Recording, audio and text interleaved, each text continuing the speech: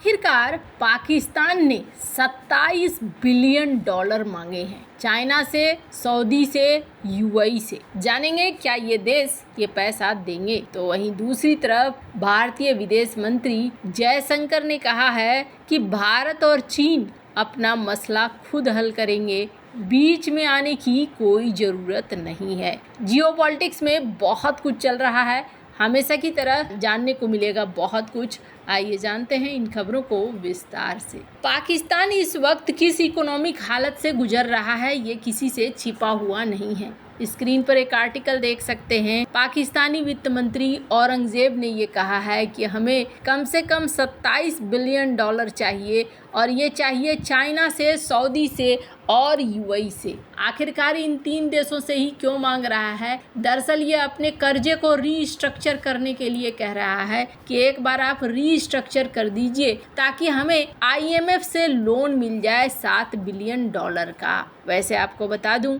और यूएई और सऊदी इस मामले में थोड़ी राहत दे सकते हैं, अभी तक यही राहत देते आए हैं। चाइना से बात करने के लिए खुद इनके कई मंत्री वहां पहुंचे हुए हैं और माना जा रहा है कि चाइना को मनाने में भी ये कुछ हद तक सफल हो सकते हैं। हालांकि चाइना अगर मानता है तो इसके पीछे एक बड़ा कारण डोनाल्ड लू भी है, क्योंकि उन्होंने हाल ही में कहा था कि अब पाकिस्तान में चाइना का नहीं बल्कि हमारा इन्वेस्टमेंट चलेगा। वैसे पाकिस्तान के लिए इस वक्त थोड़ी अच्छी खबरें भी हैं, जैसे कि पाकिस्तान का जो फिच रेटिंग था वो रेटिंग अपग्रेड कर दिया गया है, CC+ कर दिया गया है।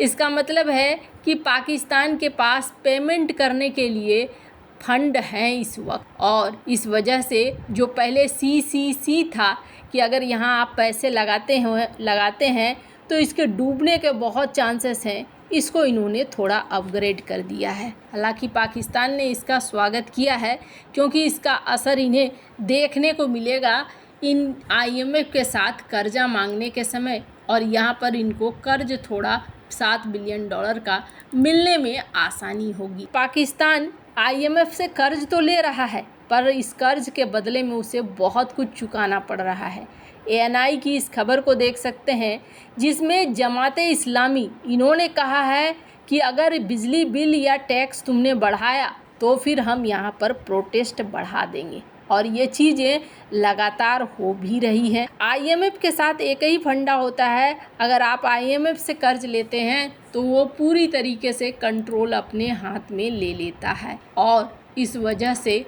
पाकिस्तान को मुश्किल देखनी पड़ सकती है। वैसे आपको बता दूं, फिच के रेटिंग बदलने की वजह से पाकिस्तान के शेयर में भी कुछ बदलाव देखने को मिला। 1% तक पाकिस्तान का शेयर बढ़ा है। खैर, पाकिस्तान की अर्थव्यवस्था के लिए ये एक अच्छी चीज़ हो सकती है। जहां एक तरफ ये सब कुछ चल रहा है तो वहीं दूसरी तरफ आखिरकार भारत और चीन में क्या चल रहा है। भारत विदेश मंत्री डॉक्टर S जयशंकर ने सोमवार को जापान में क्वाड मीटिंग के दौरान भारत और चीन के बीच तनावपूर्ण संबंधों पर प्रकाश डाला। डॉक्टर जयशंकर ने कहा कि चीन के साथ हमारा एक मुद्दा है और इसका समाधान हम दोनों को ही निकालना है।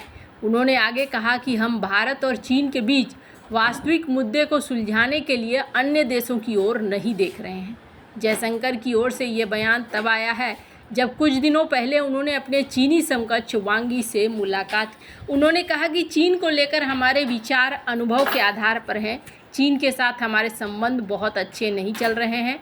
इसका मुख्य कारण है 2020 में चीन ने हमारे समझौते का उल्लंघन करते हुए भारत और चीन के बीच सीमा पर बहुत बड़ी सेना तैनात कर दिया है। इससे तनाव पैदा हुआ है, झड़प हुई और दोनों पक्ष के लोग मारे गए। ये टिप्पणी तब की गई जब पूर्वी लद्दाख में चल रही सीमा विवाद ने अपने 5वें वर्ष में प्रवेश कर लिया है। डॉक्टर जयशंकर ने कहा कि दोनों पड़ोसी देशों पर निर्भर है कि वो बिना किसी तीसरे देश के हस्तक्षेप पर इस पर बात करें, कोई रास्ता निकालें। उन्होंने कहा कि जाहिर तौर पर अन्य देशों को इस मामले में रुचि होगी, क्योंकि हम दो बड़े देश हैं और हमारे संबंधों की स्थिति का बाकी दुनिया पर प्रभाव पड़ता है। लेकिन हमारे बीच वास्तव में क्या मुद्दा है, इसे सुलझाने के लिए हम दूसरे देशों की ओर नहीं देख रहे हैं। जयशंकर और वांग यी की पिछले सप्ताह लाओस की राजधानी में मुलाकात हुई थी। और आपको बता दें, इस मुलाकात में भी यही रहा है कि इन्होंने कहा था कि हम आपस में जल्दी से कोशिश करेंगे सीमा के विवादों को हल करने का।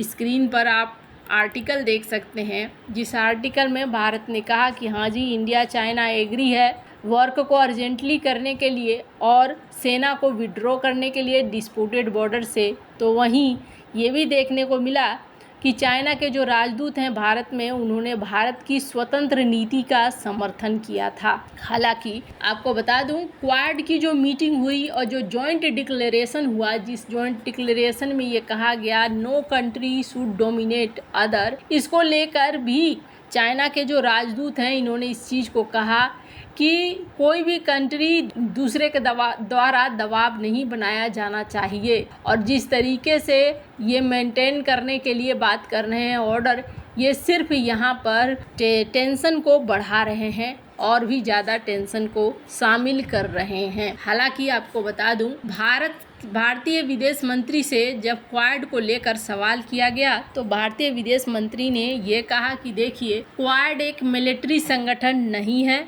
और इसलिए आप मिलिट्री वाले सवाल मत कीजिए और यहाँ पर हम बात कर सकते हैं, बाकी मुद्दों पर उस पर बात कीजिए। स्क्रीन पर आप देख सकते हैं, यहाँ पर सिद्धांत सिब्बल जो कि एक बड़े पत्रकार हैं, उन्होंने भी इस बात को कहा है। भारत पहले भी क्वाड को लेकर ये साफ करता रहा है कि क्वाड एक मिलिट्री संगठन नहीं है।